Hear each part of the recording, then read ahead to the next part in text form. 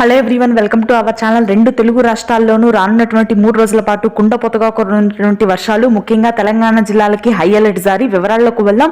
ఏ జిల్లాల్లో వర్షాలు పడే అవకాశాలు ఉన్నాయి, వాతావరణ పరిస్థితి ఏంటి తెలుసుకునే ముందు మీరు ఇంకా మన ఛానల్ కనుక సబ్స్క్రైబ్ చేయనట్లయితే వెంటనే సబ్స్క్రైబ్ చేసి పక్కన ఉన్న బెల్ ఐకాన్ కూడా క్లిక్ చేసేయండి. అకాల వర్షాలు ముఖ్యంగా ఉత్తర తెలంగాణ, మధ్య తెలంగాణ జిల్లాల్లో నమోదవుతాయని వాతావరణ కేంద్రం వెల్లడించింది.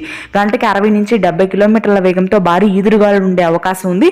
జిల్లాల వారీగా, ప్రాంతాల వారీగా కనుక చూసుకున్నట్లయితే ముఖ్యంగా ఉత్తర తెలంగాణలోని ఆదిలాబాద్, నిజామాబాద్, కొమరం భీం, ఆసిఫాబాద్ జిల్లా, హైదరాబాద్ లోని యూసఫ్గూడ, కొత్తగూడెం, అదేవిధంగా Ghatkesar, Adibatla, Malkajgiri, GHMC, Manikonda, Charminar, old city, Banjara Hills, Uppal, Nampally, Khairatabad ప్రాంతాల్లో దాదాపుగా మనకి భారీ వర్షాలు నమోదయ్యే అవకాశాలు ఉన్నాయి. సముద్ర మట్టానికి 7.2 కిలోమీటర్ల లోతులో ఏర్పడినటువంటి అల్పపీడన ద్రోణి ప్రభావంతో ఉత్తర కోస్తా జిల్లాల్లో కూడా భారీ వర్షాలు నమోదు కానున్నాయి.